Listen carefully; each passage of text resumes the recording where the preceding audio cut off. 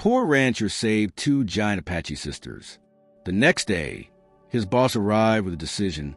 The sun hung low over the jagged hills of rural Arizona, casting long shadows across the parched earth. Dust swirled in small whirlwinds between the brittle sagebrush and weathered fence posts.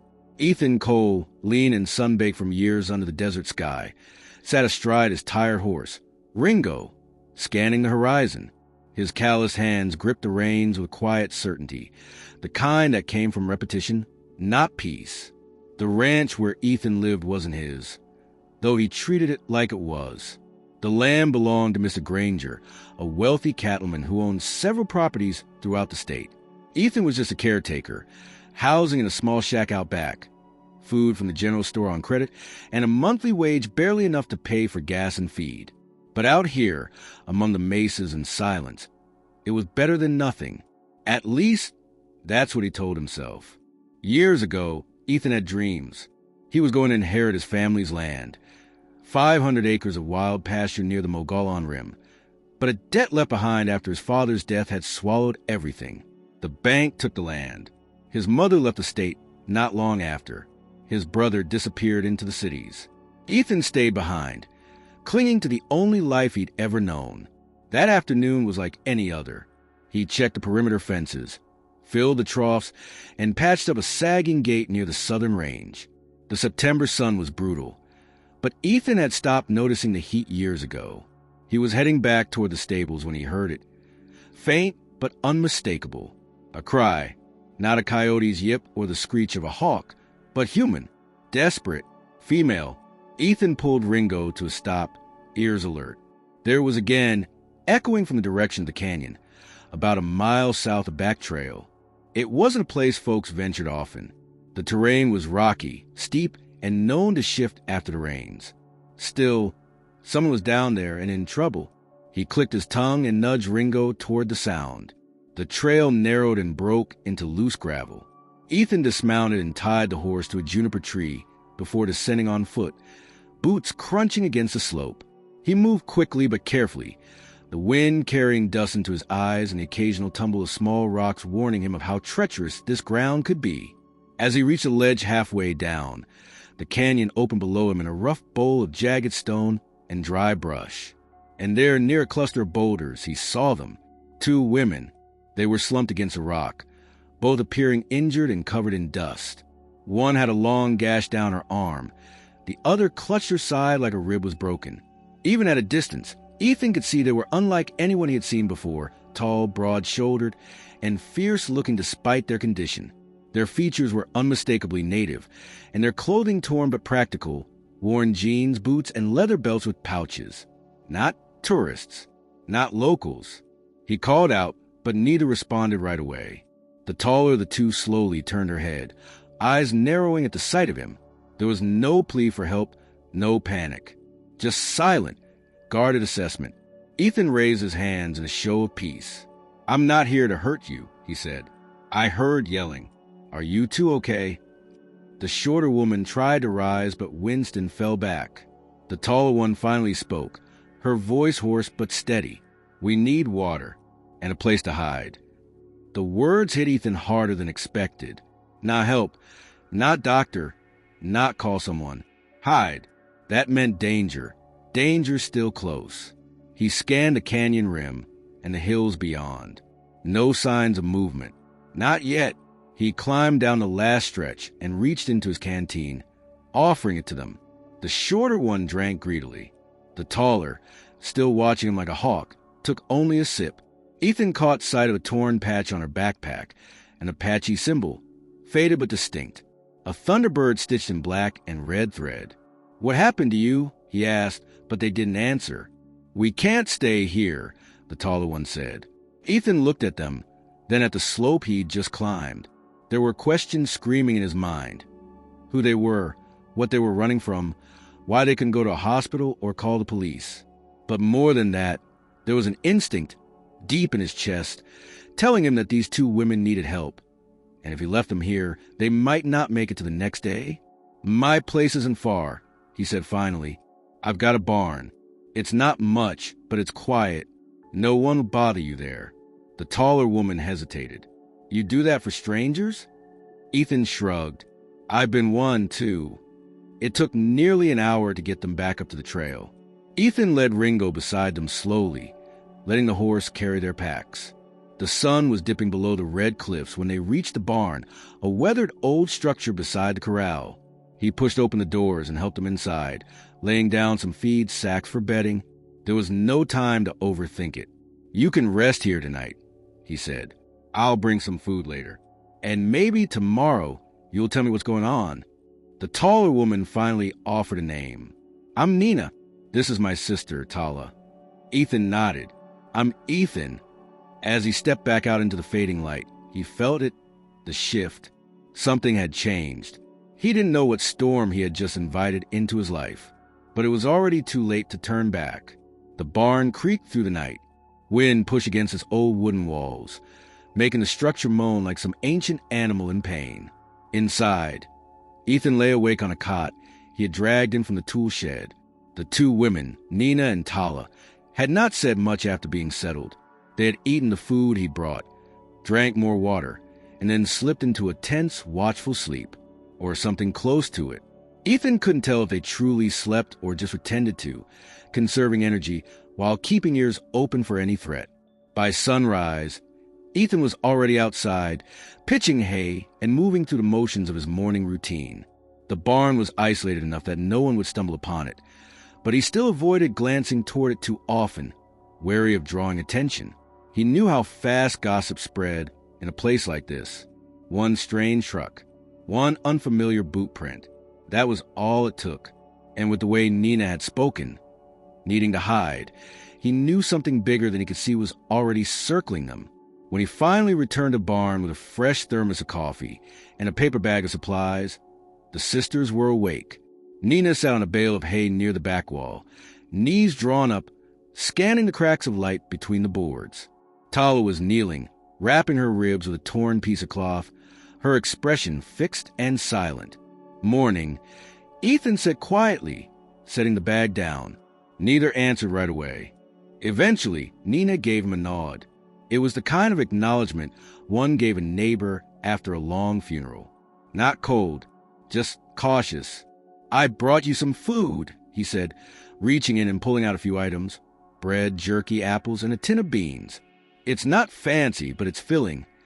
Tala looked at the food, then at Ethan. Why are you helping us? He thought about that for a moment. The real answer wasn't one he could easily explain. Maybe it was because he had seen something in their faces. Not just desperation, but a fight still burning under the surface. Or maybe it was because he knew what it was like to be abandoned, to have the world turn its back and still be expected to survive. Because you needed it, he said simply. That answer hung in the air for a while, as Nina opened a can with a rusty pocket knife and passed it to Tala. They ate in silence, chewing slowly, like people who weren't sure when the next meal would come. Someone's looking for you, Ethan said finally. Isn't that right? Nina didn't answer, but the flicker in her eyes said enough. I heard trucks a few nights ago, he continued. Not ranchers, not anyone local. We don't get much traffic out here, unless it's Granger's people or someone lost. They weren't lost, Nina said quietly. Tala stood up and walked to the corner, where their gear lay bundled in an old tarp. She unwrapped a few pieces, knives, a weather-stained journal, a length of paracord, and began inspecting them. They had dogs, she said without looking up. 2, maybe 3, military-trained, fast. They weren't there to ask questions. They were there to catch in silence. Silence you? Ethan asked. Why? Again, no answer. Not the one he wanted. Anyway, they think we're a threat, Nina said, her voice low and distant. But we're not the threat. We're just in the way. That didn't sit right with Ethan. In the way of what? But the conversation stopped there. Nina's jaw tightened and Tala moved toward the back wall, checking the structure for weak points. It was clear they wouldn't be sharing more. Not yet. I've got to head into town today, Ethan said. Granger's expecting a shipment, and I'm the only one left to sign for it. I'll be gone a few hours. You trust us alone here? Nina asked, not mocking, but genuinely curious. I trust that if he wanted me gone, I'd already be dead. That earned him a flicker of something that could have been a smirk. Or maybe just respect. Ethan didn't press it. He saddled up Ringo and rode into town under sky that threatened rain, despite the season. Bisbee was quiet as ever. A few dusty trucks lined the main street. The feed store had its windows open. The local diner smelled like burnt toast and overbrewed coffee. And the sheriff's office had one cruiser parked outside, unmanned. Ethan kept his head down. He picked up the supplies, chatted briefly with the delivery driver, then swung by the hardware store for nails and wire. On his way back, he caught sight of a black SUV parked near the post office. No plates, tinted windows, too clean, too silent. He didn't stop, didn't slow, but every part of him was burning with the awareness that something wasn't right. That same SUV hadn't been there the week before. And in a place like Bisbee, new vehicles stood out like wolves in a sheep pen. When he returned to ranch, the barn was still locked, the doors undisturbed, but the air felt heavier. Ethan stepped inside to find Nina pacing, arms crossed, while Tala sat sharpening a knife with slow, rhythmic strokes. There was a black SUV in town, Ethan said. Not a rancher's. No plates. I don't like it. They're close, Tala said. Too close. Do you have weapons? Nina nodded toward the gear in the corner. A few, but not enough. You're not going to make a stand here, Ethan said. It's a barn, not a bunker. If someone comes looking. We won't put you in danger, Nina interrupted.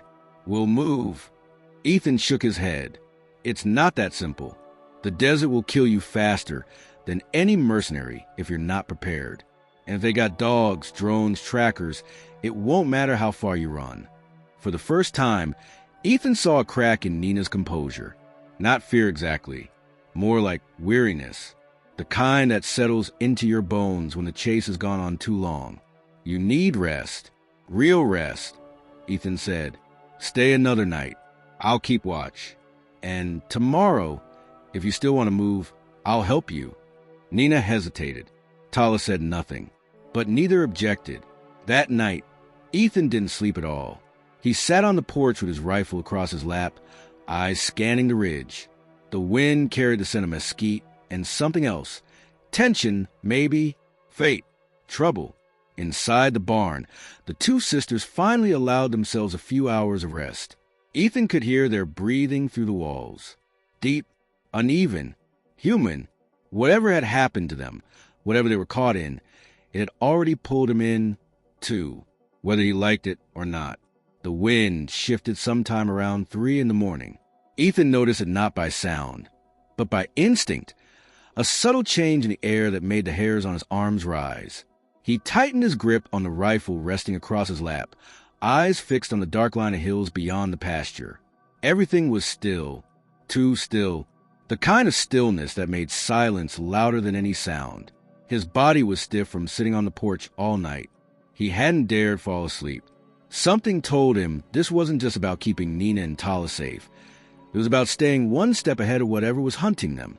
Ethan had grown up hearing stories of smugglers, rogue militias, government cover-ups. Most were just campfire nonsense. But this felt real, tangible, like something was breathing just beneath the surface of everything he thought he knew.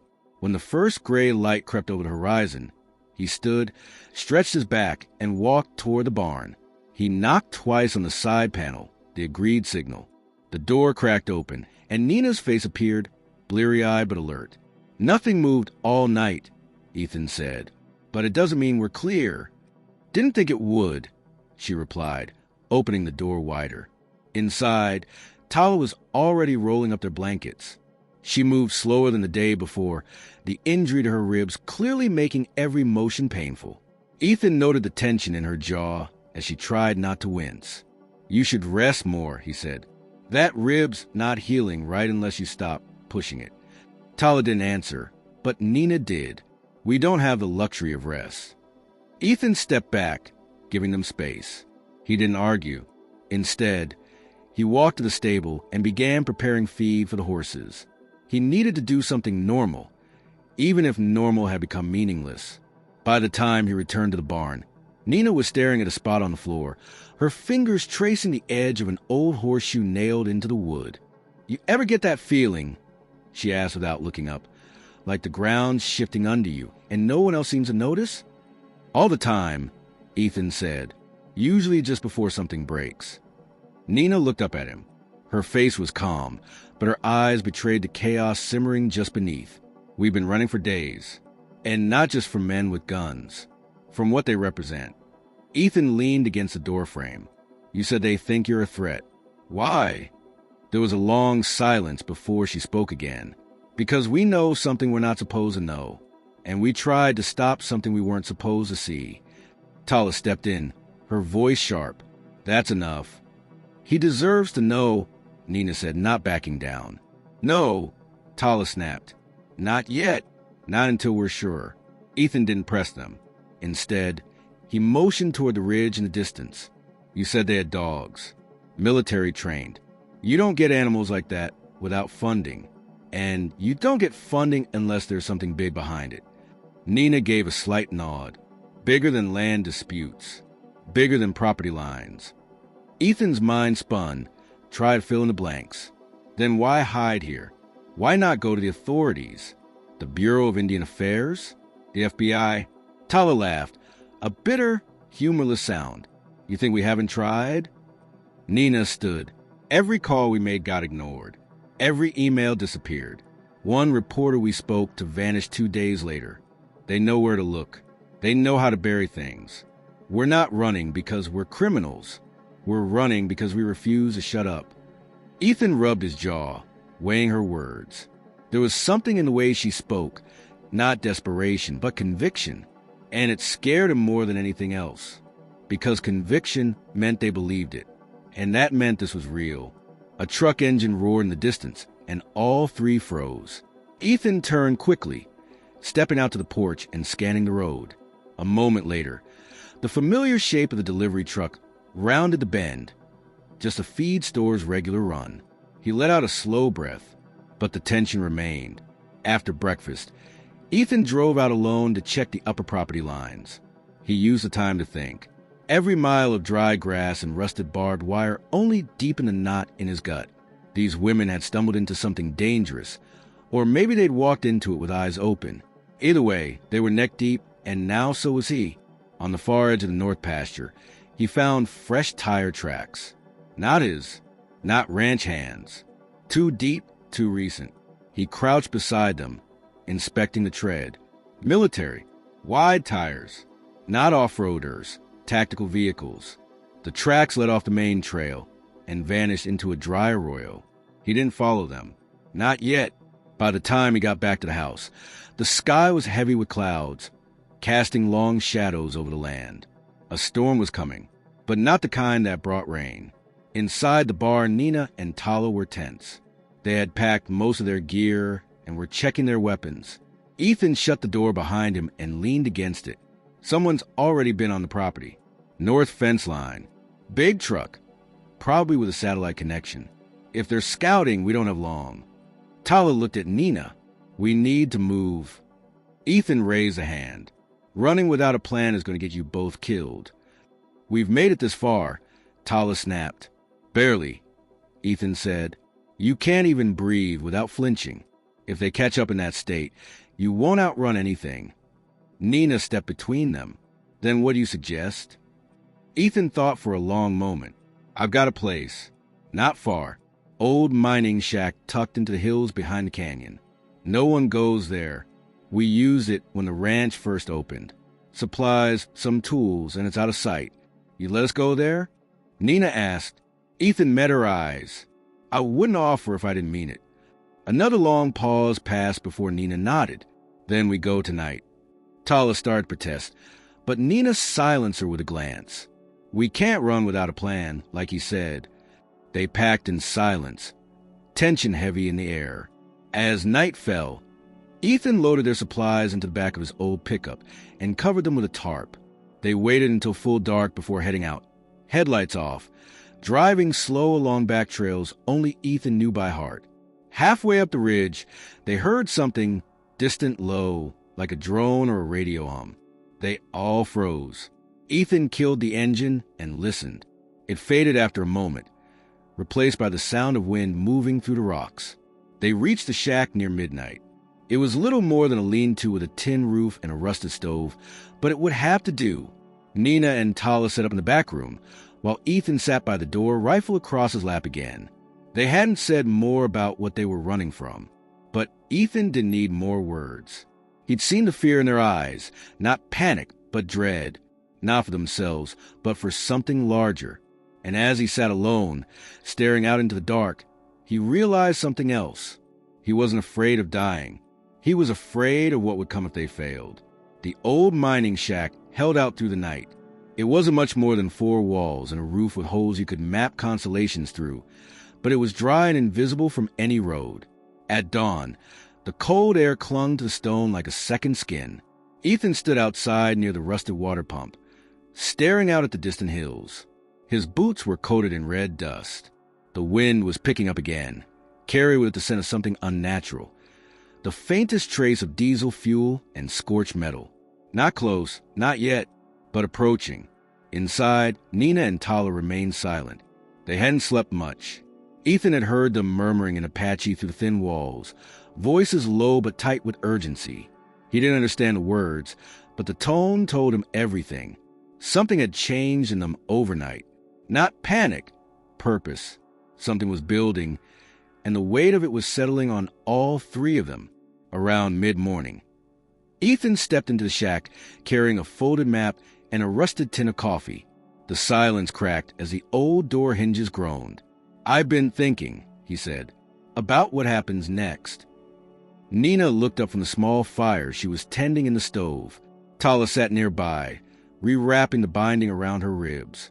She paused, waiting. "If you're right, if they're tracking you with drones, dogs, whatever else, this place won't stay hidden long." Tala said, "We know." Ethan unfolded the map on the table. His finger traced a path through the hills north of the shack. There's an arroyo that cuts behind the ridge. Steep, but passable if we move at dusk. It runs toward a set of abandoned railway tunnels. No one's been near them in decades. You could hide there for weeks. "You're suggesting we run again," Nina said, her voice steady but distant. "I'm suggesting you survive." Nina walked over to the map. She didn't speak for a long time, just stared down at the terrain sketched in faded ink. Then she looked at Ethan. "You still don't know why we're being hunted." "You're right," Ethan said. "I don't, but I know enough to recognize you're in real danger. And I've seen enough to know this isn't just about trespassing or land disputes." Tala stepped forward now, arms crossed. "Why do you care, Ethan? Why not let us go? Pretend we never cross your path." Ethan didn't answer right away. He thought of the empty rooms in his old house, the broken family portraits in boxes, the way people avoided his name after foreclosure, as if poverty was a disease you could catch from association. He thought about the day he realized his life would never return to what was before his father's death. "Because someone once left me behind when I needed help," he said finally, "and I won't do that to anyone else." Tala said nothing, but her eyes softened slightly, just slightly. Ethan returned to the table, folded the map again. "We'll wait until dusk. If anything moves near the ridge before then, we go early." Outside, the wind kept shifting. The air no longer felt like it belonged to the desert. It felt stolen. By noon, Ethan made the trip back to the ranch alone to check on things. He rode Ringo as far as the southern trail, and then walked the rest of the way on foot. The barn looked undisturbed, but the front gate was unlatched, a detail he never left unattended. Inside the main house, nothing had been taken, but the drawers in the office were open, the cabinet door beneath the sink left hanging. Ethan's breath caught in his throat. Someone had been here, and not for long. No signs of forced entry. No damage. Just a presence. A ghost had moved through the space with surgical precision. He left quickly, grabbing what supplies he could, canned food, ammunition, an old emergency radio, and rode back to the shack as the sky began to darken. When he arrived, the sisters were waiting just outside the door. They had already packed, rifles slung over their backs, their eyes scanning the ridgeline like sentries. Ethan dismounted and handed them the supplies. Someone searched the ranch. he said. They were quiet, smart. They knew what they were looking for. They're close, then, Nina said. Ethan nodded. Maybe hours away. Maybe less. Tala stepped forward. Then we can't stay. We take the Arroyo. Ethan looked at the fading sky. They had maybe 2 hours of light left, and moving to the canyon in the dark would be slow. But the alternative was waiting for a drone or truck to sweep through this valley and lock them in. They moved quickly. The trail down into the Arroyo was narrow, winding between sharp rock faces and brittle shrubs. Ethan led the way, rifle slung across his chest, checking every bend before signaling the others forward. Nina stayed close behind him. Tala moved slower, her injury slowing her pace, but she never complained. At one point, they heard a distant rumble, mechanical, low, and steady. They dropped behind a rock outcropping and waited. Minutes passed.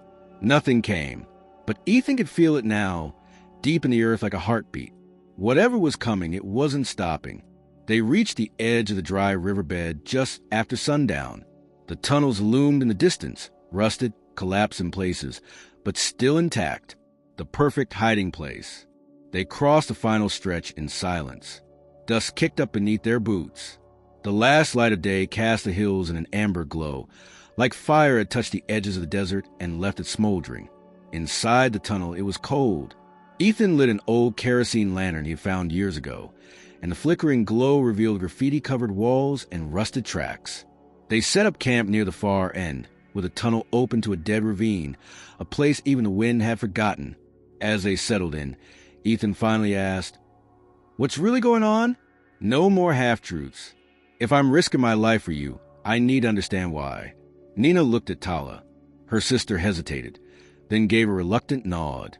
"We tried to stop a deal," Nina said, sitting against a stone wall. "A sale that should never have happened. Tribal lands. Sacred lands."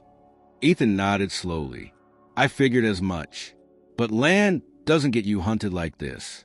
Not unless there's something under it." "There is," Tala said. "But it's not oil or gold. It's history. Proof." "Proof of what?" Nina met his eyes. That the land wasn't just sold illegally. It was erased. Redrawn on maps, rewritten in public records. They forged federal documents to claim it never belonged to the tribe at all. And we found the original treaty. Hidden away. Undeniable. Ethan felt his chest tighten. That's what they're after. "They don't care about land," Nina said. "They care about what the land reveals. The depth of their corruption. The connections. The money." Ethan leaned back, processing it all. "And you still have the document?" Nina nodded. "Hidden. Safe. For now." Tala added, "But as long as we're alive, they'll keep coming. We're witnesses." Ethan stared at the flickering lantern for a long time. He thought about the trucks, the faceless men, the black SUV in Bisbee, all pieces of machine designed to grind down truth into dust. Then he stood and walked to the mouth of the tunnel. "I'm not letting them get to you," he said. "Not here. Not anywhere." "You're not part of this," Nina said softly. "I am now," Ethan replied. He didn't say more. There was nothing else to say. The night deepened, and somewhere beyond the hills, engines roared to life. By morning, the tunnel had turned cold. Not desert cold, not the kind that came with wind or elevation, but the kind that came from stone and silence, from the weight of being underground. Ethan woke with his back stiff against the rock wall, his hand instinctively brushing the stock of his rifle. Across the tunnel, Nina stood near the entrance, unmoving, eyes locked on the narrowing mouth of the valley. She hadn't slept. Neither had Tala, who sat sharpening a long hunting knife against a worn strip of leather, her movements methodical, patient. The document was real. That truth had settled in Ethan's bones sometime after midnight. The sisters weren't hiding from rumors or suspicions. They were carrying the kind of evidence that could unravel something far bigger than land disputes or private security firms. They hadn't just stumbled into this. They had chosen it. That choice weighed on everything they did, every step they took. And now it weighed on him too. Nina turned when she saw him sit up. "We need to move again," she said. "Tonight." Ethan rubbed the sleep from his eyes. You're sure they'll find this place? They're not searching, she said. They're tracking. Drone, he asked. Dogs. Radio frequencies. Infrared scans. Probably. They sweep wide at first, then zero in. They'll be within a mile by sundown. Tala added, they don't stop. Not unless something stops them. Ethan stood and stretched, his shoulders still sore from a fall days earlier. We can go deeper into the tunnel system. I remember another shaft that connects to an old smuggler's trail, but it's unstable. Unstable's better than dead, Tala said flatly. They packed quickly. Nina folded their maps and checked their supplies, while Ethan and Tala secured the entrance. They removed any trace of their presence, dousing the small fire, burying food scraps, brushing away boot prints with bundled sage. Ethan had learned long ago that the desert told stories, even when you didn't want it to. Before leaving, he pulled Nina aside. Back at the shack, you said the land was sacred, he said. I know that word means more than just tradition to your people. What were they really after? Nina hesitated, then finally said, there's a canyon deeper in the reservation, one not on any current map. It's part of an oral history passed down through our women. It was sealed off generations ago after a vision came to the elders. They believed it held a memory, something ancient, not just spiritual but physical, a record carved into the stone. Symbols that don't match any known language, etched in patterns that resemble star maps. Ethan frowned. Archaeological site? Not officially, because officially it doesn't exist. And you think that's why they want the land? Tala answered from behind them, voice low. They know it's there. One of their teams tried to breach the canyon last year. The rock gave way. 2 men died. After that, they stopped asking for permits and started erasing everything.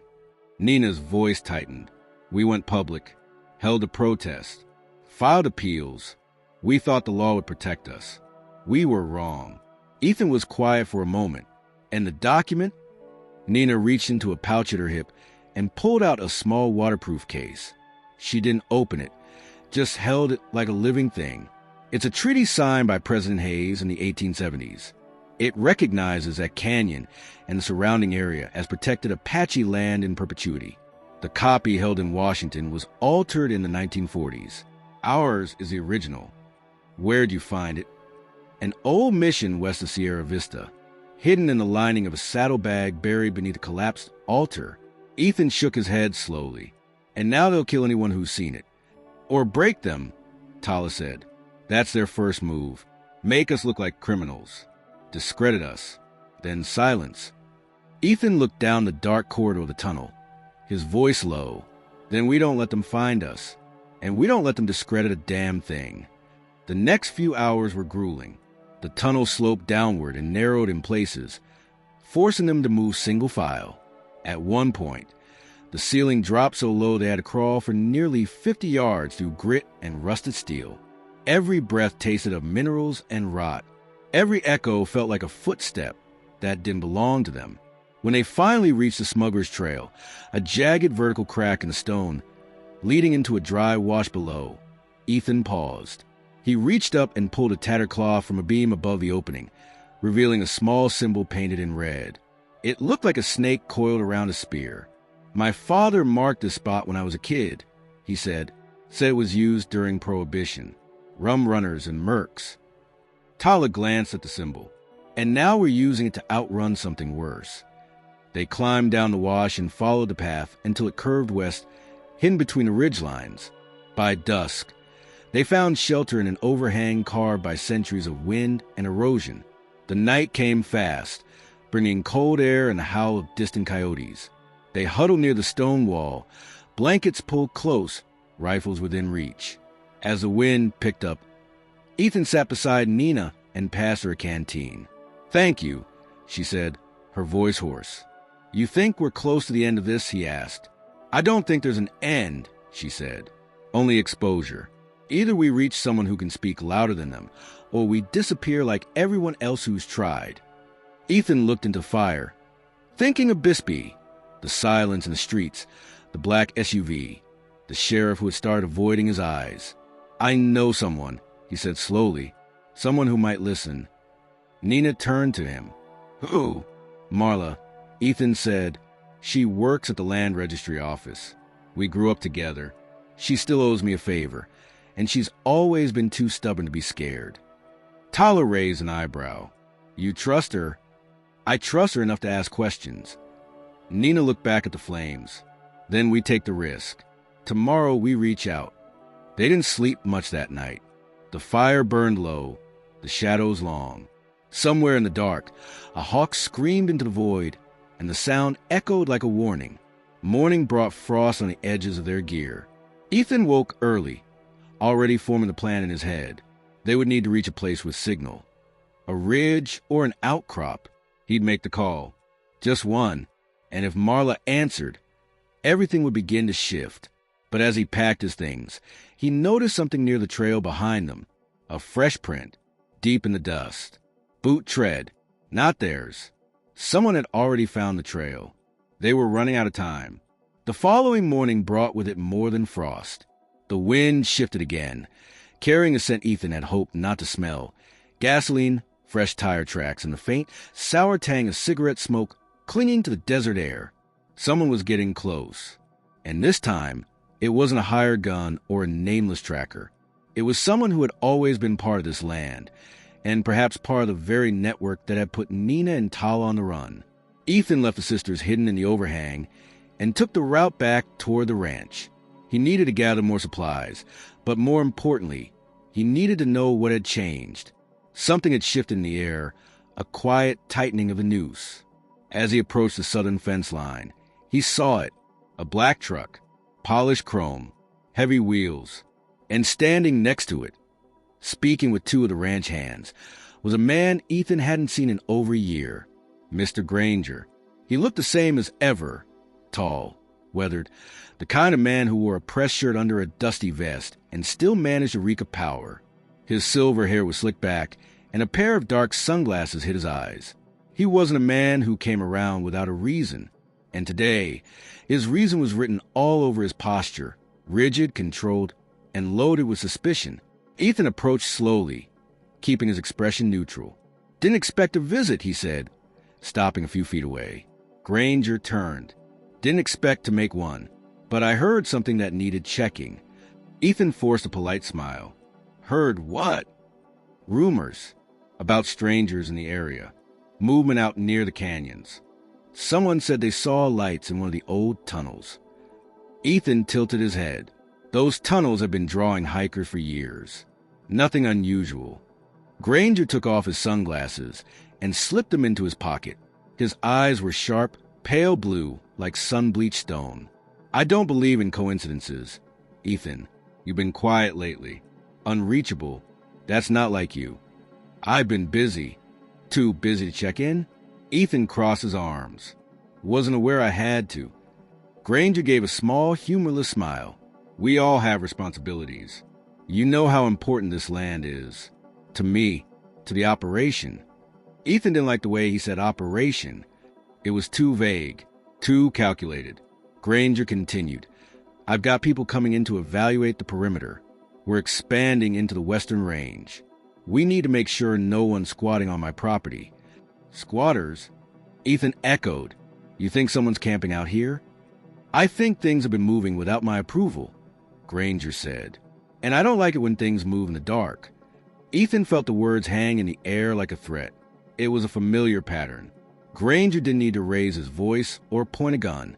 His authority was quieter, more dangerous. I'll keep an eye out, Ethan said finally. Good, Granger said, nodding once. And Ethan, he paused, adjusting the cuff of his shirt. If you see anything unusual, anything at all, you tell me first. Not the sheriff, not the town council. Me? Ethan stared at him. Of course. Granger studied his face for another few seconds, then turned and walked back to his truck. The engine roared to life, and the vehicle rolled off slowly, the tires grinding into the dirt road like a warning etched into the earth itself. Ethan watched until the dust settled, then turned and headed for the barn. He needed to think. Fast.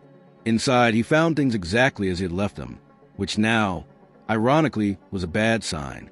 No footprints, no broken locks. But the quiet was too perfect. He scanned the rafters, checked the storage loft, then finally stepped into the corner near the old feed bins. It was there he saw it, a faint scuff in the dust.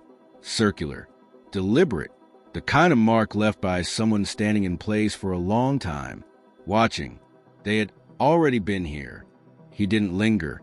He grabbed what he needed: canned food, extra water, a pair of old radios he had stashed in a crate under the stairs. Then he mounted Ringo and rode hard back to the overhang. By the time he arrived, the sun was sinking low behind the hills. Shadows stretched like claws across the ground. Nina was waiting, crouched near the edge of the rocks, rifle in hand. Her expression hardened when she saw him. "What happened?" she asked. "Granger showed up," Ethan said, dismounting. "Ask questions." "Too many. He know about us?" "Not directly," Ethan said, "but he suspects something. He's expanding the Western Range, sending in crews." Tala joined them. "Then we need to move. Again." Ethan shook his head. "We need to stop running." Nina frowned. "What are you suggesting?" "That we find a way to hold our ground," Ethan said. "Granger's not just a rancher. He's involved." He used the word operation. "He's sending people to the land you've been protecting." Tala narrowed her eyes. "How long have you known him?" "Years," Ethan said. "He took me in after my family lost our land. Gave me a place to live. Work. I thought he was just a businessman. But now, I think he's been part of this from the start." "Then we have no more time," Nina said. "You said you trusted someone." "Marla." "I do." "Then we reach her tonight." Ethan nodded. "There's a ridge east of here. Used to be a fire lookout tower. It has a signal. Strong enough for a call." "I'll go," Nina said. "No," Ethan said. "They've seen you. They might be watching the trails." "You think they haven't seen you?" she shot back. Ethan stepped closer. "I've survived this long by knowing when not to be noticed. Let me make the call. If she doesn't answer, we find another way." Tala crossed her arms. "And if she does, then we bring this whole thing into the light," Ethan said. He left just after dark, hiking alone toward the ridge. The stars overhead were sharp and cold, slicing to the sky like old truths waiting to be spoken. The desert below stretched wide and silent. No headlights, no helicopters, but the threat pulsed all the same, invisible and steady. At the top of the ridge, Ethan found the tower. The ladder had rusted through years ago, but the base still had enough signal. He switched on the radio, then pulled out the satellite phone he had taken from the barn's emergency kit. He dialed, ringing, then static, then, "Ethan?" Marla's voice cracked and distant. "It's me," he said. "I don't have long. I need to see you. Tonight." "What's going on?" "You were right about the land sales," he said. "But it's worse than we thought. I've got proof, and 2 witnesses." There was silence on the other end. "Where?" she asked. "I'll bring them to the Southern Wash, the old trailhead. Midnight." More silence. "All right," she said, "but come alone first. I need to know what we're dealing with." The line went dead. Ethan exhaled. The first move had been made. The truth was in motion. And somewhere beneath the calm surface of the desert night, Ethan knew Mr. Granger wasn't done. Not even close. Ethan descended the ridge as carefully as he had climbed it, his boots avoiding the loose shale that could betray his movement. The satellite phone was dead now, tucked into his coat, the final echo of Marla's voice still sharp in his mind. Her reaction hadn't been disbelief. It had been preparation. That alone gave him hope. She hadn't hesitated to agree to a meeting. That meant she'd known something was wrong long before Ethan ever made the call. The trail back to the overhang was darker than before. No moon, just stars and the soft crunch of dust underfoot. When he finally reached the hiding spot, Nina and Tala were waiting, seated close to the embers of a small fire. They looked up at once, eyes filled with the same quiet question. "She's in," Ethan said, lowering himself beside them. "She wants to meet first. Alone. Southern Wash, near the trailhead." "When?" Nina asked. Midnight. We got 3 hours. Tala stared at the fire. You trust her that much? I do, Ethan said. She's the only person in Bisbee who still does her job like the truth matters. She's been digging into the land records for months. I just didn't know why until now. She could be compromised, Nina said. If Granger knows you called someone, he'll guess who. He won't, Ethan said. He still thinks I'm scared. That I'm loyal. Tala's eyes narrowed. Are you? Ethan met her gaze. Not to him. They broke camp silently. No one spoke as they packed up what little they had left. The desert around them had grown still, unnaturally so. No wind, no animals, not even the faint sound of owls. It was the kind of silence that came before something shattered. They didn't risk riding. They moved on foot, Ethan leading through dry arroyos and narrow switchbacks, known only to locals. By the time they reached the outskirts of the Southern Wash, the sky had deepened to a thick black. They stopped just short of the trailhead, hidden behind a line of boulders shaped by centuries of erosion. I go alone from here, Ethan said, adjusting the strap of his rifle. Stay low. If I don't come back in 30 minutes. We go, Nina finished, and we run. He nodded once, then slipped down the narrow path toward the meeting point. The wash was a wide, flat basin lined with mesquite and creosote. The old wooden sign for the trailhead stood crooked, its paint faded to illegibility. Near it, parked with the lights off, was a white sedan with county plates. Ethan approached carefully, one hand near his sidearm, eyes scanning the shadows. Marla stepped out before he could call her name. She was taller than he remembered, wearing a flannel shirt under a canvas jacket, her hair tied back in a loose braid. She looked like someone who hadn't slept in days. But her eyes, those sharp, intelligent eyes, still held their fire. You weren't kidding, she said quietly. Ethan gave a half nod. You got the file I sent? I did, and I printed everything. Twice. One's already in a safety deposit box. He let out a breath. Good. But I need to see the treaty. The original. You will, but not here. She crossed her arms. You understand what you're asking, right? If what you said on the phone is true, this doesn't just expose Granger. It implicates at least 3 county offices, possibly state contractors, maybe even federal oversight boards. Ethan stepped closer. I know. You're asking me to make enemies I can't afford to make. I'm asking you to do what you've already started, he said. You're in this whether you want to be or not. Marla stared at him, then finally gave a faint nod. Where are they? He signaled with 2 fingers. Nina and Tala emerged from the rock seconds later, moving with silent precision. Marla watched them approach with a kind of professional awe, not fear, but deep respect. I've read about your family, she said to Nina. Your grandmother sued the BIA in the 80s. She lost, Nina said, but not because she was wrong. Tala added, they erase her records, just like they're trying to erase us. Marla looked back at Ethan. Then we need to move. If I can get the treaty scanned and authenticated, I can push it through a secure channel. But we'll need to get it to someone outside this jurisdiction. Phoenix. Ethan asked. Too exposed, Marla said. But there's a reporter I trust. Works freelance for a syndicate based out of Denver. She's done exposés on land seizures before. If she gets this, it'll be impossible to bury. We'll need a clean route out, Tala said. They'll be watching the highways. I've got a contact with Forest Services, Marla said. He knows every back trail between here and the border. He's helped migrants before. He can help us.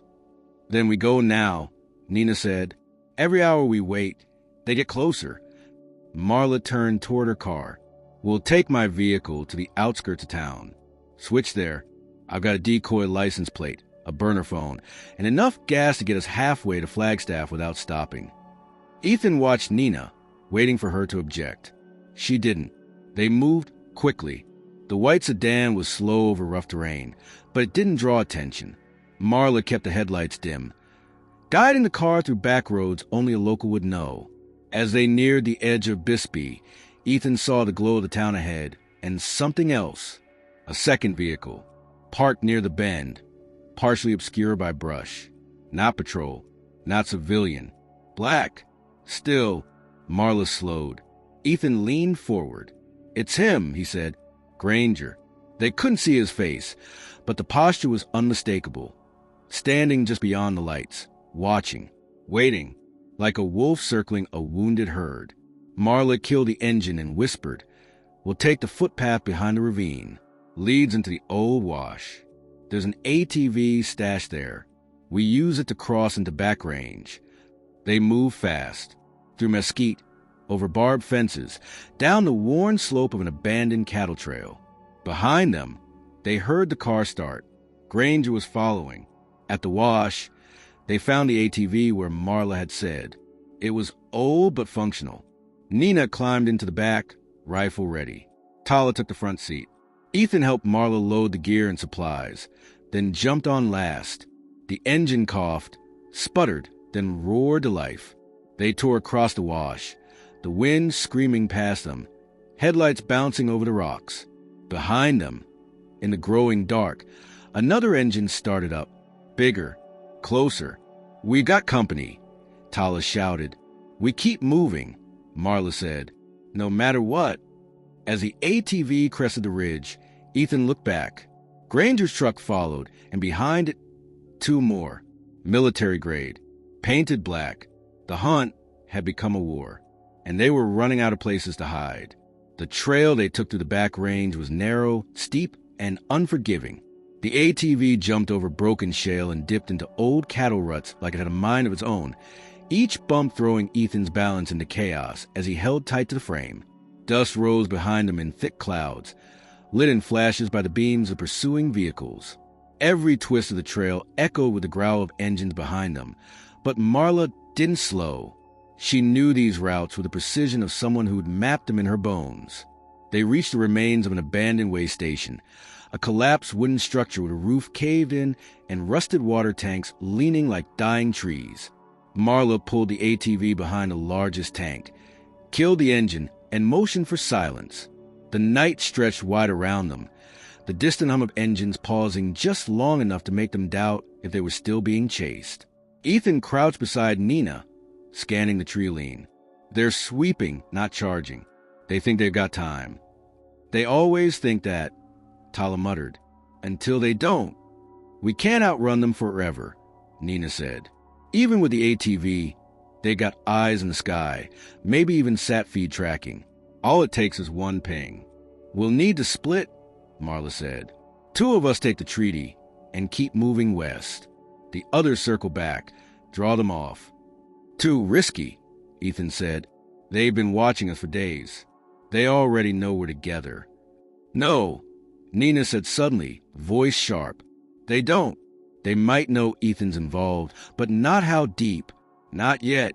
Ethan looked at her. You want me to go back? You're still the only one who can move through Granger's territory without being shot on sight. You've worked his land for years. They see you at the ranch. They don't blink. You think I can walk back in without tipping my hand? No, she said, but you can find out who's helping him. Ethan didn't respond at first.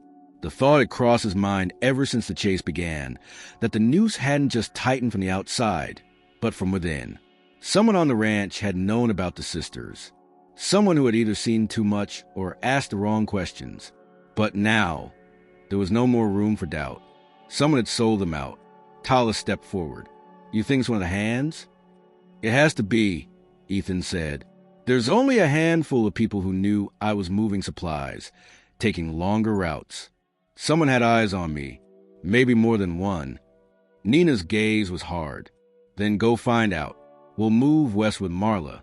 But if we're going to survive this, we need to know who's feeding Granger.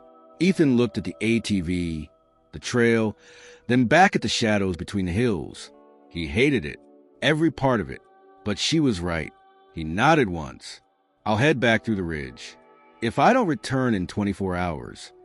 We keep going, Nina said, cutting him off. No matter what. Ethan disappeared into the night.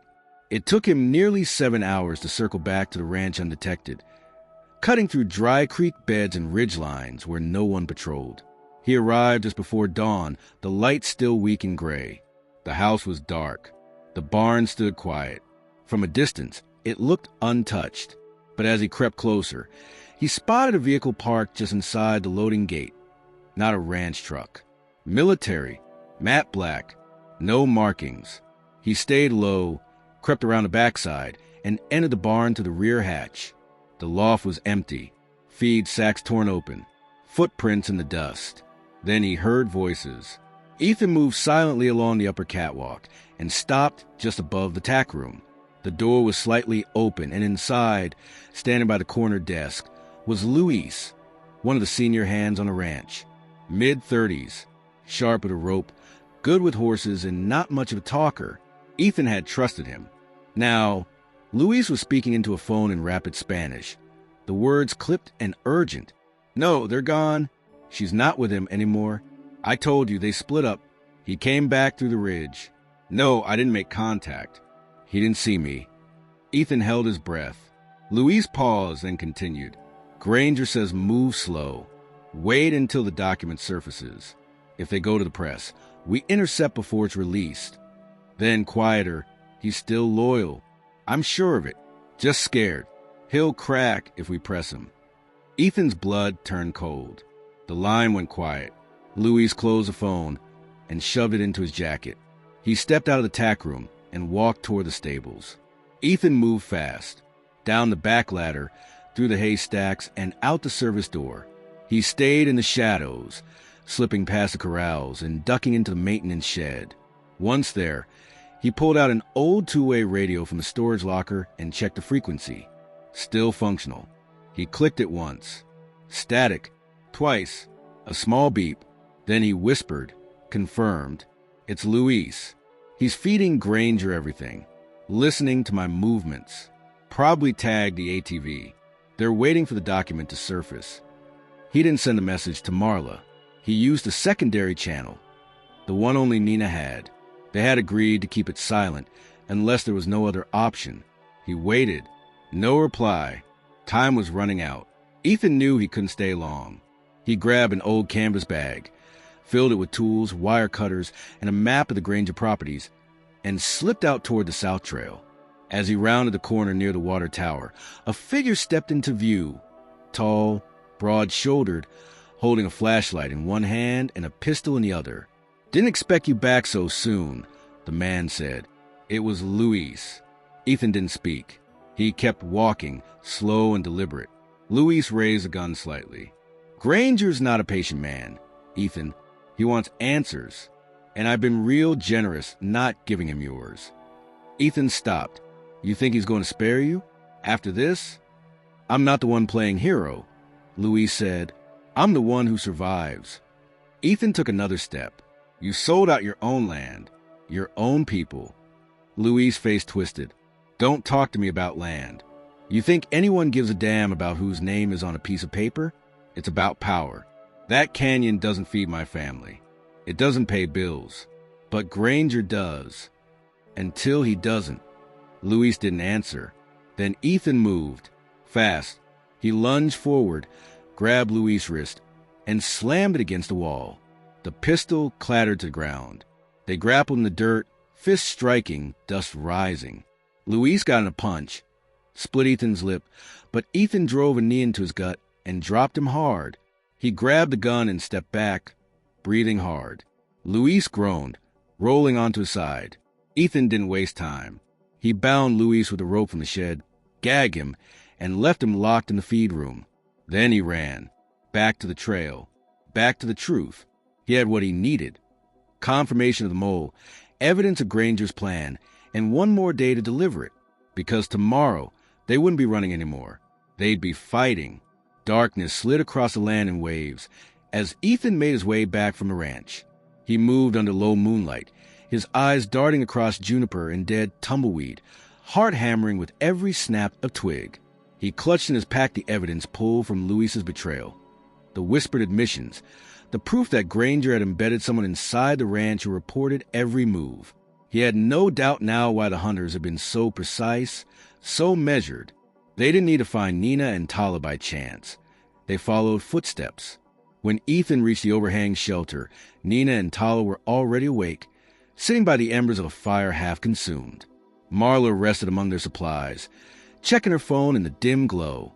Ethan approached without speaking, letting silence hold the weight of what he had discovered. He dropped into a crouch beside Tala, pulling out the tools and notes he had rescued from Luis. "I know who's inside," he said, voice low. "He's been listening, feeding Granger everything." Nina's shoulders tensed. "Did you get proof?" Ethan nodded, pulling out a folded page from his pack. It was Luis's handwriting, telephone logs, messages, references to trails and old roads he'd never heard him mention before. A ledger showing payments by Granger's contractors to someone for intel on property movements. The document trembled slightly as he handed it over. Tala's fingers brushed over the page, scanning quickly. "It's enough," Nina whispered, eyes shining. She passed the paper to Marla. Marla folded it carefully. "This changes everything." She looked at Ethan. "If Granger's network is this deep, we'll need more than exposure. We'll need legal backing. People who can't be intimidated." Dawn was just turning the sky pale when Tala spoke. "We can't stay here. They'll find us eventually." Tala, still favoring her injured ribs, checked the cylinder of her revolver and said, "Then we make our stand." They moved quickly, staying low along the slope, circling the back trail that led to the dried gulch behind the stables. Ethan led them into the barn first. Inside, the old place had changed. New crates, strange footprints in the dust, equipment stashed in the corners that didn't belong, surveillance gear, satellite relays, tactical planning tools. "This is a forward base," Marla whispered. "They've been preparing this for days." Nina crouched beside a case and opened it. Inside, aerial maps, photos of the trail systems, red marks where she and Tala had hidden, arrows pointing to their last known locations. "They've been watching since the tunnels," she murmured. "Every move." From the loft above, a noise, faint but unmistakable. A boot step. Ethan raised his rifle, nodded once, then climbed the wooden ladder, silent as the barn itself. At the top, crouched beside the window, was a man with binoculars, dark vest, headset radio, sidearm. He didn't hear Ethan until the barrel touched his temple. "Easy," Ethan said. "Drop it." The man froze, then slowly set the binoculars down and raised his hands. Ethan disarmed him and signaled the others. Nina and Tala came up first, Marla stayed below. The man didn't speak at first, but Ethan recognized the insignia on his vest. Not official military. Private, likely ex-contractor. "Where's Granger?" Ethan asked. The man stayed silent. Ethan grabbed the headset, clicked the button, and said clearly, "If Granger wants a treaty, he knows where to find it. But this time, he comes himself." He cut the line, turned to the captive, and said, "Tie him up." Minutes passed. Then, through the broken window, they saw it, a new vehicle pulling in. Sleek, expensive, windows tinted like a politician's secret. It stopped near the corral, and from the back seat, Granger stepped out. He wore the same coat, same boots, same smug composure. But this time, he was flanked by 3 armed men, not ranch hands, not even ex-military. These were ghosts in plain clothes, hired to make things disappear. Granger walked slowly toward the barn. When he reached the door, he stopped and called out, "Ethan, I prefer to have a conversation before this turns into something Messier." Ethan stood by the loft railing and called down, "Funny, you never cared much for conversations before." Granger didn't look up. "Where is it?" Ethan stepped into view. "Gone." Granger sighed, slow and theatrical. "You're lying." "No," Ethan said. "It's already been delivered. Digitized. Distributed. There's no pulling it back." Granger looked up now, squinting at the figure above. "You think anyone will care? The world is built on buried truths. This will be a headline, maybe 2, then it will vanish. People forget. People move on. Maybe," Ethan said, "but they'll remember your name." Granger's face darkened. "I built this land. Bought it when no one wanted it. Paid every tax. Every bribe. You think you're saving something pure? You're not. You're ruining the only thing keeping this desert alive. Tala stepped beside Ethan now. You're not the desert's keeper. Nina followed. You stole from it, lied about it, desecrated it, and you will answer for it. Granger's composure cracked for a moment, a twitch in his jaw, a flicker in his eye. Then he signaled. The first shot hit the barn's wall, splintering wood and sending dust flying. Ethan ducked, returned fire. Tala aimed from the loft's edge, sharp and measured, driving them back. Nina grabbed a second rifle and joined them. Marla, from below, triggered a flash charge she had prepped with stolen gear, blinding the men at the door just long enough for Ethan to descend and secure it with a beam. The standoff intensified. Shots echoed across the property, the quiet land alive now with fury. From behind the barn, more men approached, cutting off escape. They're surrounding us. Marla shouted. We hold until sunset. Ethan yelled back. Then we make a break through the silo door. Leads to the storm tunnel. It was a plan born of desperation. The old silo's base had a hatch, used for flood runoff, forgotten by everyone but Ethan and his father. If they could reach it, they could disappear into the tunnels, make it to the highway, and vanish again. The hours dragged. Ammo ran low. The walls splintered. The air filled with heat and gunpowder. Then a new sound. Helicopters. But not Grangers. Ethan looked out the broken slats and saw them. Marked choppers, federal insignias, bright spotlights. They were descending fast. Marla ran to the radio and clicked to the emergency channel. A voice came through, not distorted, not hidden. Clear. This is the United States Department of the Interior. Stand down. We have warrants. All private forces are to cease engagement immediately. Granger's men froze. The barn held its breath. Outside, agents poured in, not with force, but with certainty. Weapons lowered, badges raised. Granger backed away slowly, realizing the game had shifted. And this time, he was on the wrong end. Ethan stepped outside, hands raised. The treaty's case now empty, but the truth unmistakable. It was over. Or at least, the siege was. But what came next? That would determine if justice remembered the land it had tried so long to forget. The agents did not leave as quickly as they had arrived. The helicopter stirred dust for nearly an hour after the ceasefire, their downdraft sweeping across the battered barn, flattening what little grass still clung to the Arizona soil. Uniformed personnel moved with practiced precision, marking off the property, securing weapons, and photographing every inch of the tactical setup Granger's men had built inside Ethan's barn. Granger stood apart from it all, a silent statue beneath his broad-brimmed hat, arms crossed, eyes tracking every movement with detached calculation. No handcuffs, no raised voices, just tension, thick, electric, hovering like a storm that hadn't quite decided where to break. Ethan, Nina, Tala, and Marla were led to a separate corner of the ranch, near the stables. There, under the shade of a canvas awning hastily erected by the agents, they waited. They were not under arrest, but neither were they free to leave. The process had shifted from combat to classification, the part where federal forces tried to figure out what they had walked into and how much of it could be contained. A tall man, in a gray suit, eventually approached. Clean-shaven, eyes cold, voice flat.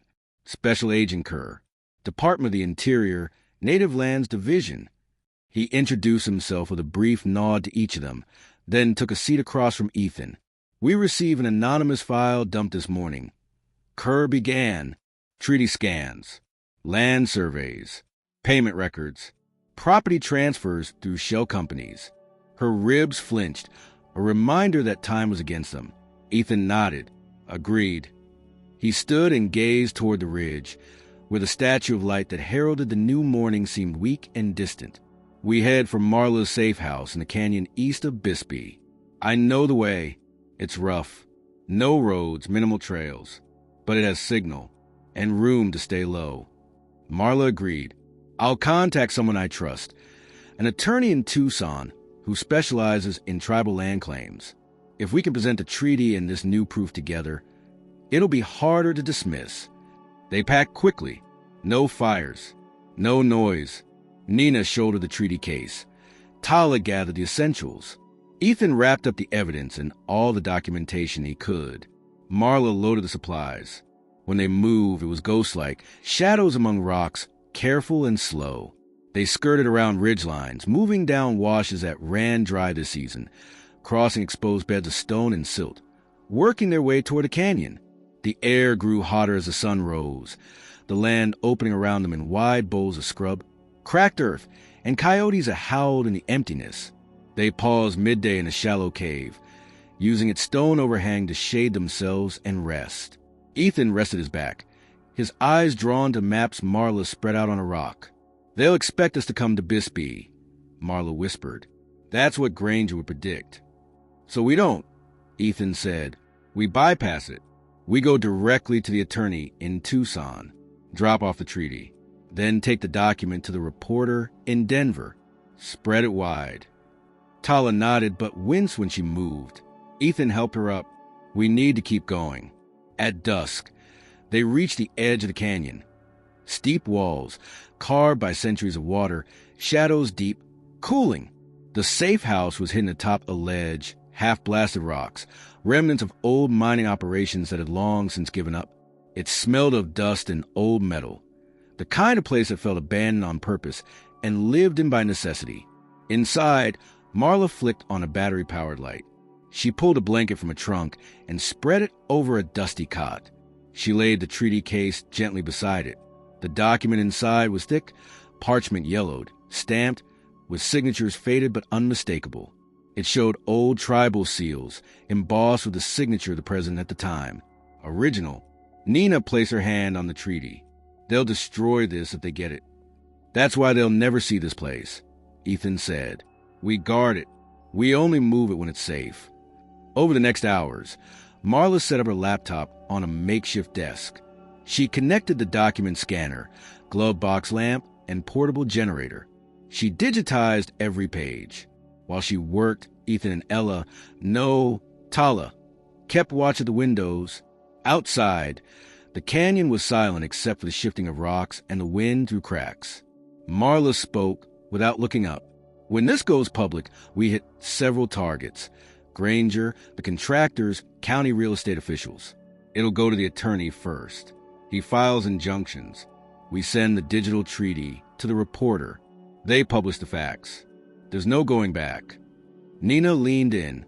"And if Granger reacts violently?" "We show the paper," Marla said. "We show the truth. The law will back us where greed fails. If they try to kill us, everyone will know there's no hiding this. The treaty, the logs, the ledger, the payments. It's all here." Hours passed. Outside, the first headlights flickered far in the distance, maybe a patrol. Ethan slipped outside and scanned with binoculars. Shadows move among the hills. Granger's men, probably, but they kept their distance. No rush. Observing. Ethan came back inside. "They're circling," he said. "They know we're here somewhere." Marla shut the laptop. "Then we move at first light. Drop off to Tucson. Then we scatter." Tala nodded. "I'll rest a night. I won't last another night like this." Nina took her sister's hand. "You will?" Dawn broke with pink light across the canyon walls. Ethan packed the treaty, the digital copies, the ledger. Marla packed phones and water. Nina and Tala gathered their belongings. They started down the canyon, keeping watch, climbing down steep scree slopes, crossing washes, going as quietly as crows. At the canyon's mouth, the old mining road went beyond view of prying eyes. Ethan led them there.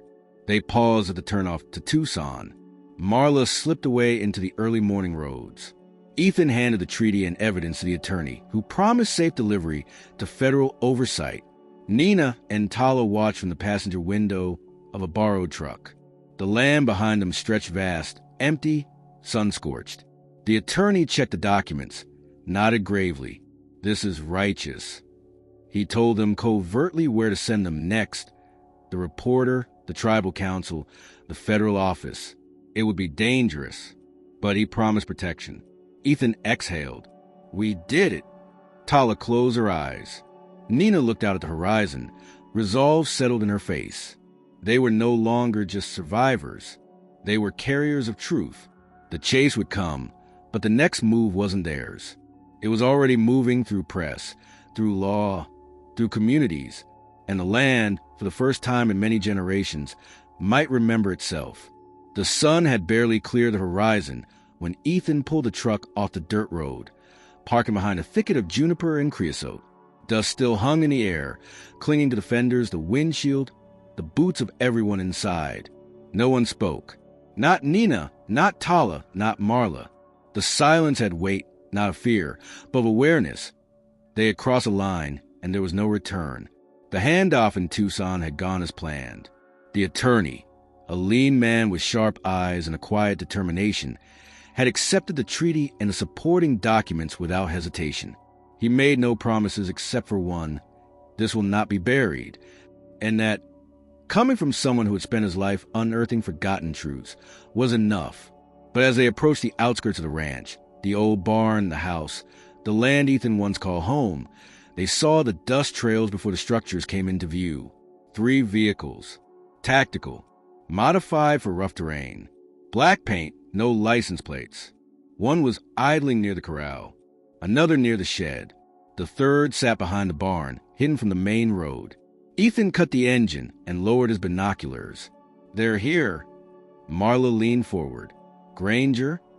Or someone working for him?" Ethan replied. "They've blocked the exit and the access road, which means they're not here for intimidation anymore. They're here to clean up." Nina reached into her coat and pulled out the last remaining burner phone. "If they think we still have the treaty, they'll want it in hand. We let them think we do." Marla frowned. "You're going to bait them." "It's the only way," Nina said. "They came to finish this. So we end it. It took us exactly 32 minutes to confirm what you've likely known for months." Ethan didn't speak. Neither did Nina. Tala watched the man carefully, her fingers tight around the edge of her chair. "Mr. Granger," Kirk continued, "is under federal investigation for at least 5 counts of conspiracy to defraud the government, unlawful seizure of protected land, and obstruction of federal oversight. That's just the beginning." Marla leaned forward. "And the treaty? It's already in our legal archives," Kerr said, "filed and flagged. It will be submitted to the Department of Justice for recognition. The land in question, including the sealed canyon and all surrounding property, is now under temporary federal protection." Ethan blinked. "Temporary?" "There will be court challenges," Kerr said. "Expect them. Granger has deep roots, friends in the right places, but the document is legitimate, and you have enough evidence to make erasure impossible." At that, Nina finally spoke. "So what happens to him?" Kerr followed her gaze toward Granger, who was still speaking calmly with 2 other agents. "We're not arresting him yet," Kerr said. "He's not stupid. He'll lawyer up. His team is already arguing that the land was improperly cataloged, that the shell companies were formed by third parties. He'll claim he had no direct knowledge." "He's lying," Ethan said. "I know," Kerr replied, "but we worked through the process. What you've done, what all you have done, is make that process unavoidable." Kerr stood. "You'll be placed under temporary protective custody until we're confident there's no immediate threat. After that, you'll be free to go. Your testimony will be requested in federal court." He walked away without another word. They sat in silence, the weight of it all beginning to settle in ways that hadn't been possible during the chase. Now that it was over, or at least no longer active, every bruise, every wound, every sleepless night began to catch up to them. 2 hours later, they were moved to a secure facility outside Tombstone, an old ranger station converted into a temporary safe house. There, under the surveillance of federal protection, they were finally allowed to rest. But rest was a complicated thing. For Nina, it came in short bursts, interrupted by dreams of voices in the canyon and flashes of fire. For Tala, it was restless pacing, checking doors, watching windows. Marla spent the first night downloading every file she had to 5 separate hard drives, mailing each to different addresses across the country. Ethan sat alone outside the cabin, listening to the wind move through the desert, as if waiting for the land itself to decide what came next. On the third day, news broke. It started with a headline in a Phoenix newspaper, then a full investigative report published by the Denver Syndicate. By the end of the week, it was everywhere. Historic treaty discovered. Federal investigation exposes land seizure in Arizona. The names were public. Granger, the contractors, the fake shell companies, photos of the Seal Canyon, scans of the treaty, video clips of interviews. Marla had done her work well. And then Granger responded. A press conference. He stood at a podium, flanked by his lawyers, dressed not in ranch gear, but a navy blue suit. His voice steady, measured, rehearsed. These allegations are the result of a targeted campaign by radical individuals attempting to rewrite history and sabotage lawful business practices. My ranch has always operated with transparency. If mistakes were made, they were administrative, not criminal. He said their names. Ethan, Nina, Tala, Marla. He called them misguided, misled, dangerous, and then, like the man he truly was, he leaned into the camera and said something that changed the tone of everything. Ask yourselves why these people are hiding. Ask yourselves why they won't answer the real questions. Ask yourselves what they're afraid of. The implication was clear. Ethan watched the broadcast from the ranger station. He stood in front of the television, arms folded, eyes fixed on the screen. He's not done, he said. No, Nina said from behind him. This was never about a single piece of land. It was about control. Tala joined them. He's shifting the narrative, playing the long game. Marla entered with a flash drive. Then we play a longer one. She plugged it into the computer and pulled up a video.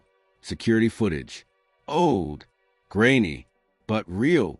It showed Granger, younger but unmistakable, standing at the edge of the canyon, speaking with federal agents during a supposed survey.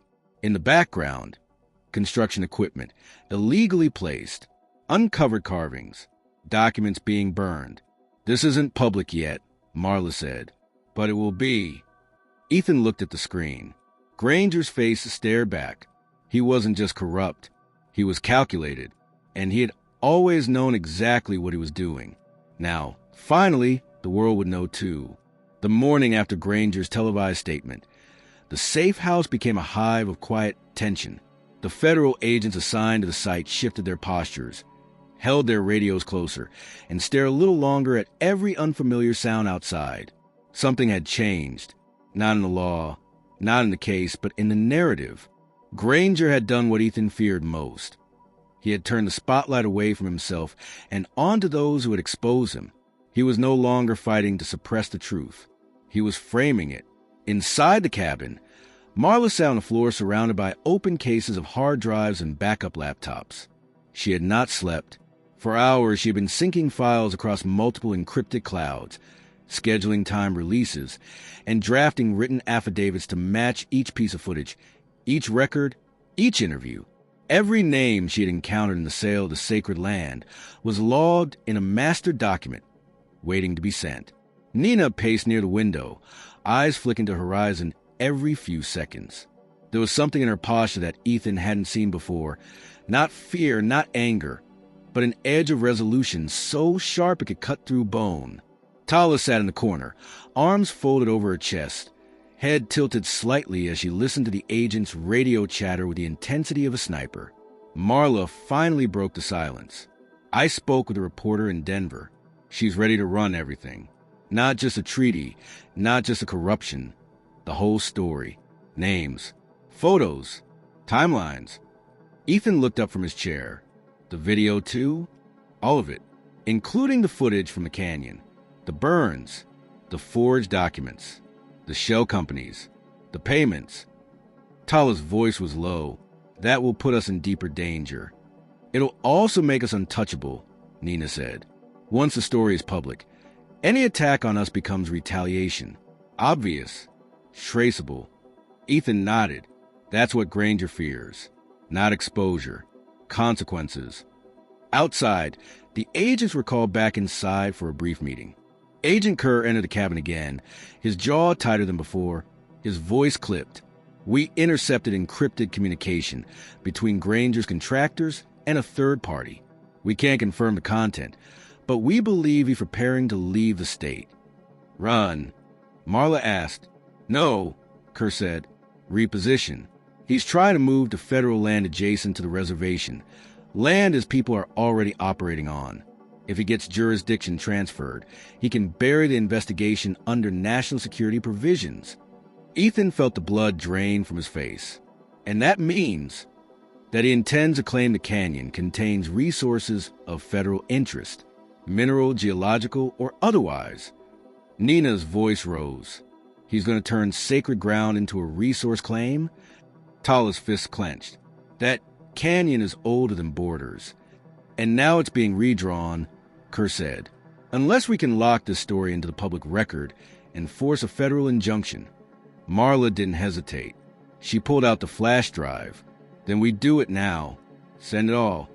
Kerr took the drive. We'll transmit it through secure federal channels. The moment it's logged in public, we trigger federal review, halt Granger's motion, and lock the land under cultural protection. Marla stopped him. No, not just federal. Send it to the press. 2.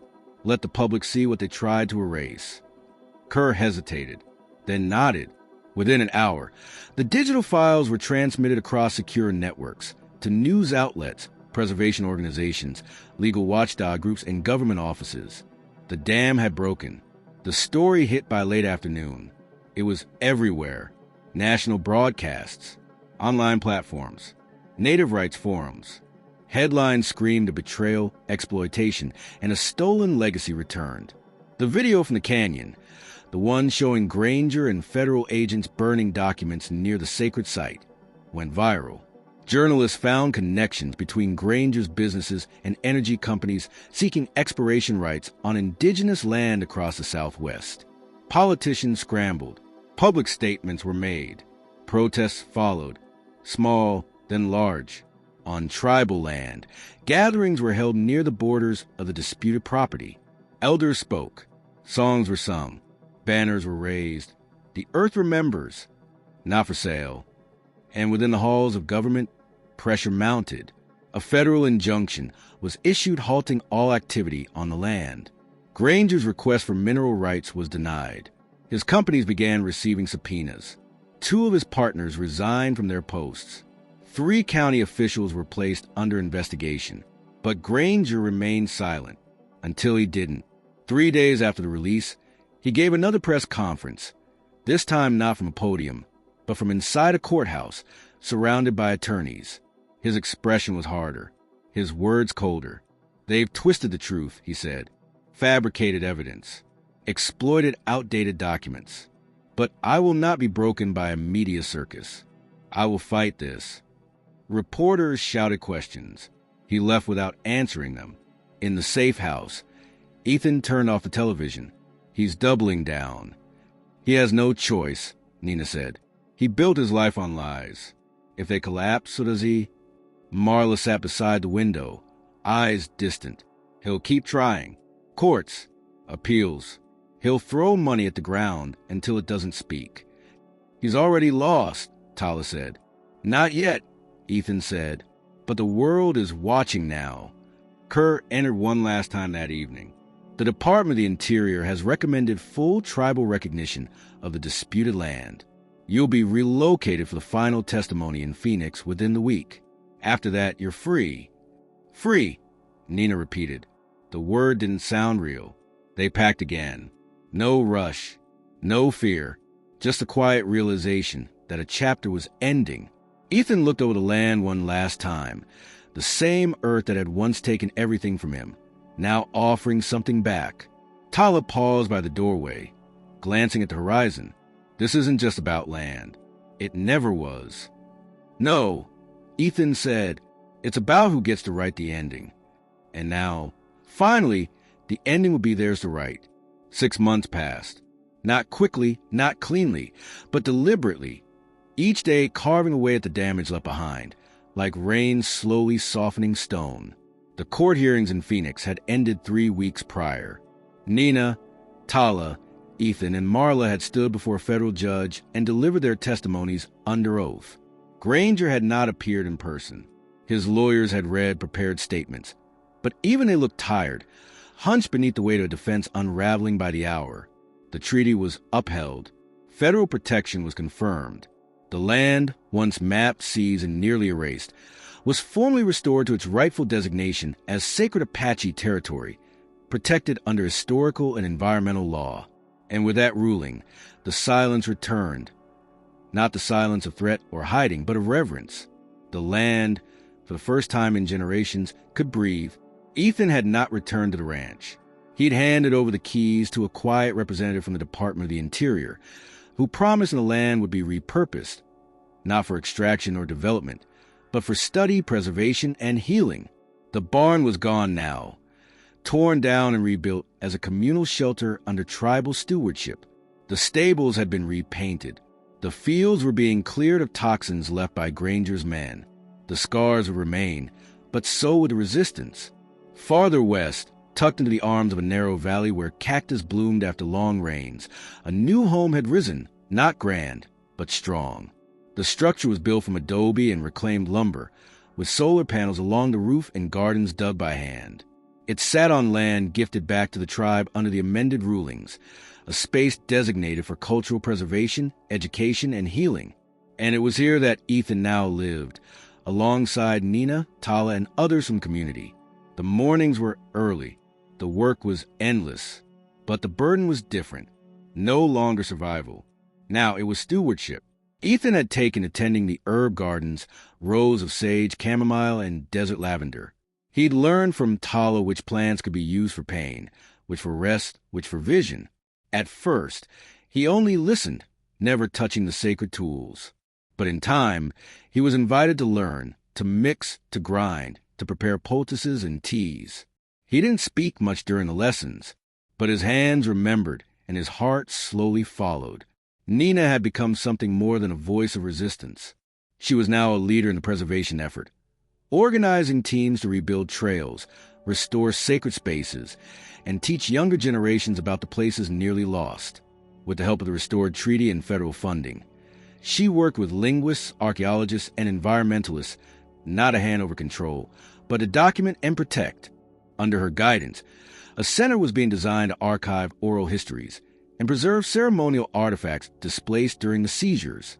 Tala, though slower now due to lingering injuries, had become a storyteller. In the evenings, children gathered near the fire pit to listen as she recounted their journey. Not just the escape or the siege, but the history before it, the legends carried by her grandmother, and the warnings hidden in old songs. Her voice, once edged with fury, had found a steadiness that made people lean in, made them remember. Marla visited often. She refused the government's offer of reassignment and instead took a job with a nonprofit legal coalition focused on indigenous land defense. She was no longer just a clerk with access to property files. She was a name, a resource, a witness. Her work had grown, not into fame, but into purpose. She still drove the same dusty sedan, still wore the same canvas jacket, but now her inbox was flooded with requests from tribes across the country who had heard what she had helped uncover. One late afternoon, as the sun dropped behind the ridge and painted the valley in gold, Ethan sat beside Nina outside the adobe house. He handed her a clay cup of cooled sage tea and looked out across the horizon. "Do you miss it?" she asked. "The ranch." She nodded. He thought for a long moment. "I don't miss what it became, but I miss what I thought it was." Nina sipped the tea. "And what do you think this is?" He looked at the rows of herbs, the smoke from Tala's fire, the laughter of children near the water catchment tank. "A start," he said. They sat in silence for a while, the kind that came from knowing the worst had passed, and that something honest had taken its place. Not peace, not yet, but truth. Nina leaned back, her voice soft. "You could have walked away." "So could you," Ethan replied. "But we didn't." "No," he said, "we didn't." Behind them, Tala sang a song in their native tongue, low and slow, the kind of song that remembered. And in the darkening sky, a hawk circled, unchained by fences or maps. They had all been hunted, betrayed, displaced, but they had endured, not by force, not by vengeance, but by choosing to stay when it would have been easier to run. Now, the land bore their names again, not carved in stone, not stamped in ink, but planted in soil, in fire, in memory. And memory, once uncovered, never forgets. As the sun sank below the horizon, Ethan whispered promise, not to Nina, not to Tala, not to the wind or the valley, but to the ground beneath his feet. We'll keep it safe this time. And the ground answered, silent and strong, simply by letting him stay.